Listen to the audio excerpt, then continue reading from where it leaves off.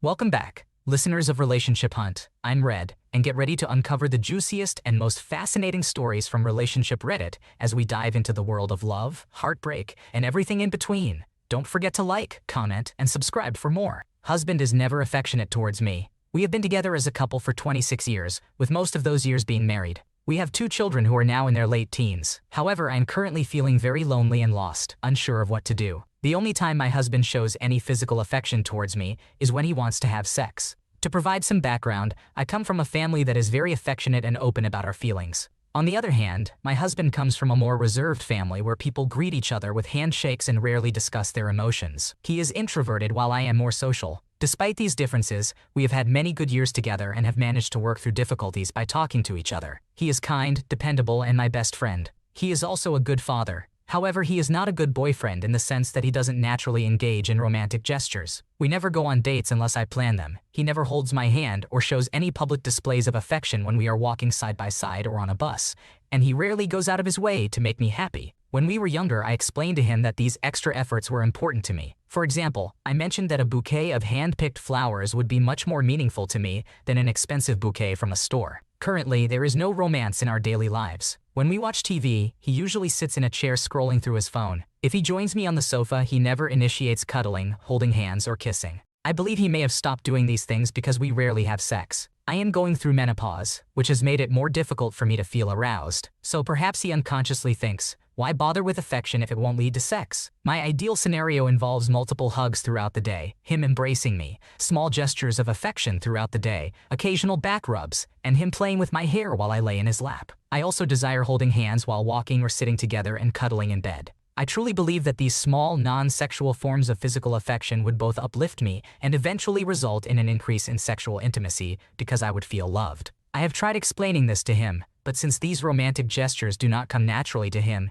he has to make an effort. He expresses willingness to do so during our conversations, but then he forgets, and a few days later, there is still no affection unless he wants sex. The last few times we engaged in sex, I did it solely for his sake, and it was not enjoyable for either of us. Therefore, we are stuck in a vicious cycle. He misses passionate sex that I do not have the libido to engage in, and I miss physical intimacy that he does not have the energy to provide me. What should I do? Have any of you experienced something similar and found a solution? It seems like you and your husband have different love languages when it comes to physical affection. It might be helpful to have an open and honest conversation with him, expressing your needs and explaining how important those small gestures of affection are to you. Maybe you can find a compromise where you both make an effort to meet each other's needs. Additionally, exploring other ways of maintaining intimacy and connection outside of sex could be beneficial for your relationship. Am I the antagonist for refusing to lend my car to my friend who wanted to impress their crush? My friend, who I'll call John, has been crushing on this girl for a long time and finally worked up the courage to ask her out.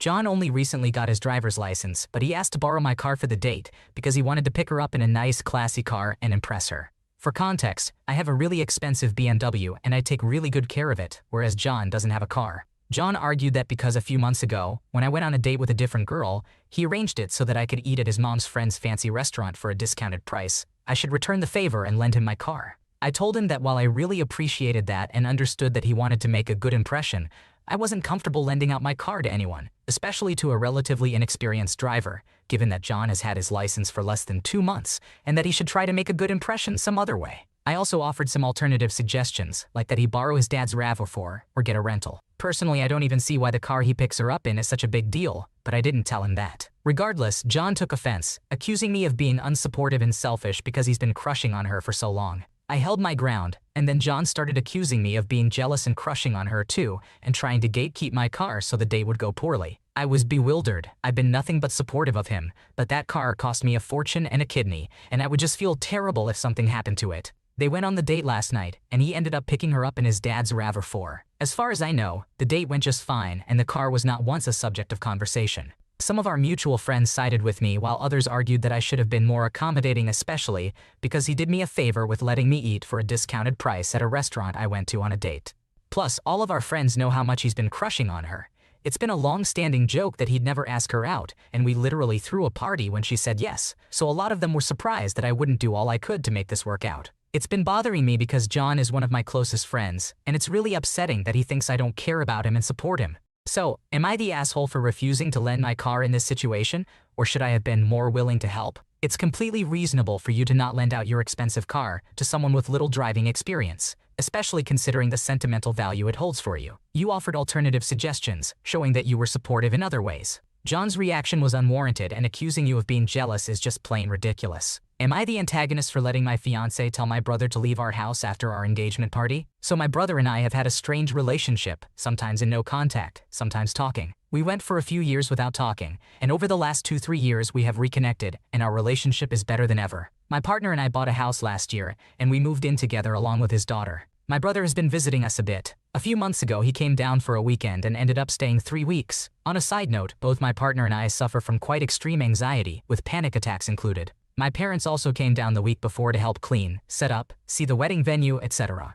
They were all leaving the day after the party, so in total, we had my brother here for a month, and my parents here also for the last week of that. My brother had a little tantrum when my parents arrived because he didn't want to leave the guest bedroom he was staying in. We have a day bed in our rumpus room for him, but he thought it was unfair for my parents to kick him out when he had been there for 3 weeks already. He eventually conceded and ended up really liking the day bed. My partner had mentioned to me and my parents how much he was looking forward to having the house to ourselves again after such a long time. I love that he can be honest like that, and my parents appreciate it too. They understand that, and also that it doesn't mean we don't enjoy and appreciate having them here and helping us, but we just need our own time too. The party ended early, 8 p.m.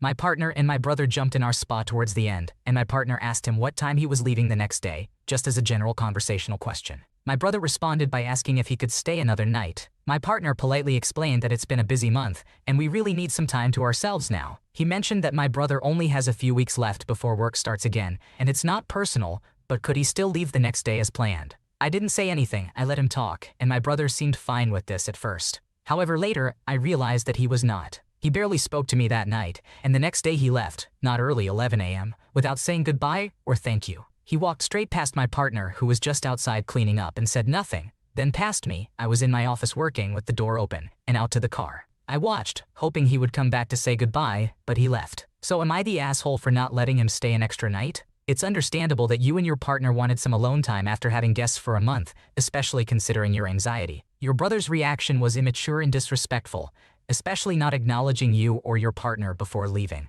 It's important to prioritize your mental health and boundaries in any relationship. Upper management of the sports club fires me and cripples their kitchen. So, I'm a professional chef, and I have been for a few years. In Australia, apprentice chefs are trained in a college-like setting where we learn about 150 recipes. Now, many of these recipes are given to the students in bulky booklets that you wouldn't really want to carry around. So I started writing some of the recipes in a separate notebook, along with some others I learned from coworkers or family members. I created a sort of pseudo-cookbook, which I would often bring into the kitchen for reference on ingredient quantities and cooking times. Eventually, I ended up leaving the book in the kitchen all the time. Soon enough, I discovered that some of the other chefs in the kitchen were using my cookbook to check official recipes for the restaurant we worked at. This became annoying for everyone since the head chef would typically have to provide that information. The restaurant was part of a popular sports club in the local area, and consistency was crucial to management. Therefore, having a written record of new recipes or changes to existing ones became very important. As it turned out, management had stopped updating the official club recipe book a few months before I even started. So my book essentially became the unofficial official recipe book. For a while this was no issue for me, and I kept adding new recipes to it over the next few years. However, in my 3rd year of working there, I completed my studies and became a fully qualified chef. Suddenly I became more expensive to keep as a staff member, and management started looking for any reason to replace me with a new apprentice. Eventually they found someone to replace me and gave a half-hearted reason for firing me. They told me to gather my things and leave since I couldn't offer what they were looking for anymore. So I took everything I owned, including the notebook with all the club's recipes. For a few days, not much happened. But gradually the club started receiving negative reviews about bland food, dry cakes, inconsistent classic recipes, and pretty much every other food-related complaint you could think of. At one point, the restaurant received 50 negative reviews in a single day, which was a massive blow for our town. I must admit, it felt pretty satisfying since I believed they deserved it for leaving me unemployed on such short notice. However, I quickly received a job offer from a smaller restaurant whose owner knew me from the sports club kitchen. Now, for the malicious compliance part, after about a week, I received multiple calls. I answered one of them, and it was one of the higher managers from the sports club, asking if I could return the book since the kitchen needed it back. I couldn't help but laugh and firmly explain that it was my book full of my recipes, and it wasn't going anywhere near them. I reminded them that they had told me I couldn't offer what they were looking for. The manager started to panic and offered to give me my job back,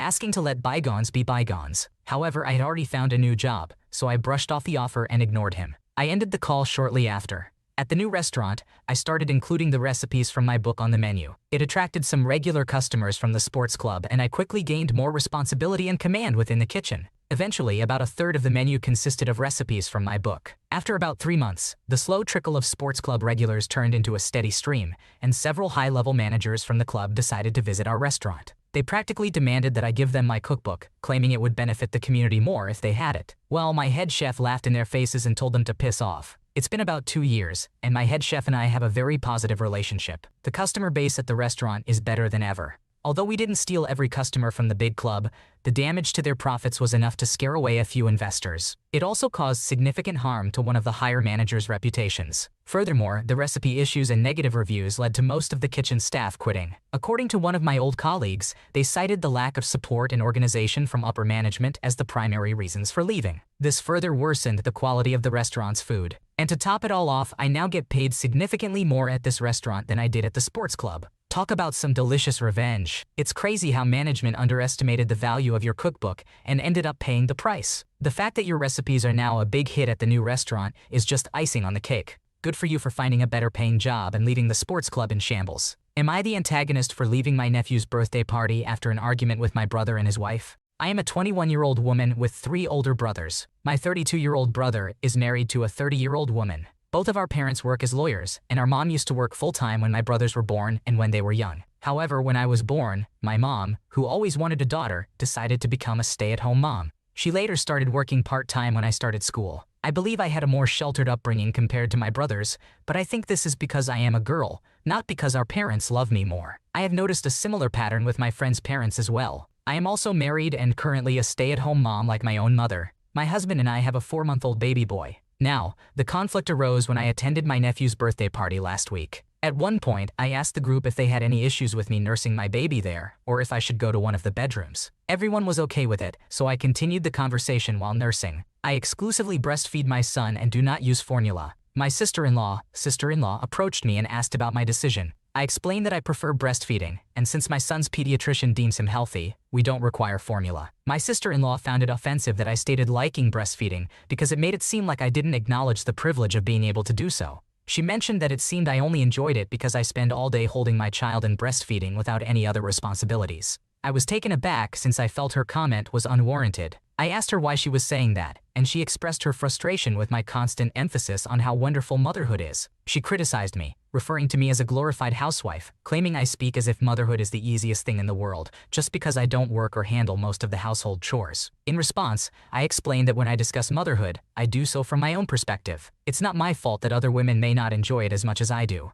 I am merely sharing my opinion. However, she continued to focus on my privileges, labeling me as an ignorant girl who lacks understanding of the world. This angered me, and I retorted. In addition to my sister-in-law's comments, my brother joined in, telling me to stop behaving like a spoiled brat and face the real world. He emphasized how privileged and spoiled our parents and my husband have made me. During this exchange, my husband got involved, leading to an argument between him and my brother. My parents also chimed in, stating that my sister-in-law's attack was unwarranted. Consequently, my husband and I, along with my parents, decided to leave the party. Roughly 30 minutes after we departed, my brother sent me a text accusing me of being unable to handle criticism and claiming that some people left his son's birthday party because of my actions. He also mentioned that my nephew was highly upset with me. My husband, parents, and friends are openly supportive of me. However, one of my friends suggested that my sister-in-law's behavior might stem from her job stress and the responsibilities she faces as a mother. As a fellow mother, my friend advised me to be more understanding. I'm not sure what to think. What do you think? It sounds like your sister-in-law overreacted to a simple comment about breastfeeding and blew things out of proportion. It's understandable that she may be stressed, but her criticisms towards you were unwarranted. Your brother's reaction was also excessive,